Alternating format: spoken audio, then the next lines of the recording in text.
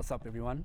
Tumelo Letsoalo, young man from Davidson 1520, founder and manager of a young, fresh, vibrant, and pretty awesome gardening company, and it's called Moja Gardening. The reason it's important to support a township economy is because you're not helping me buy pens. You're helping people put food on the table. You're not helping people become richer.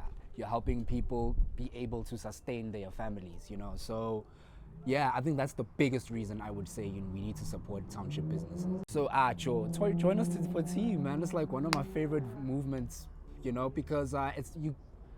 Besides the fact that you have an opportunity to win money, there's also business support. You have someone to talk to. Like, let's take Ubulelani for instance. Like, we have very serious conversations, but just like the tone and the manner in which we have them, they don't feel seriously. So like nyakulega, and I'm able to talk to someone who's able to speak my language and I can hear what they say. It's really nice to speak to someone who looks like you and sounds like you. I decided to partner with T because I believe in what they're doing. I love what they're doing. I've seen what they've done for me, and if there's any way I can help them do that for more people, for more businesses, I'm definitely game.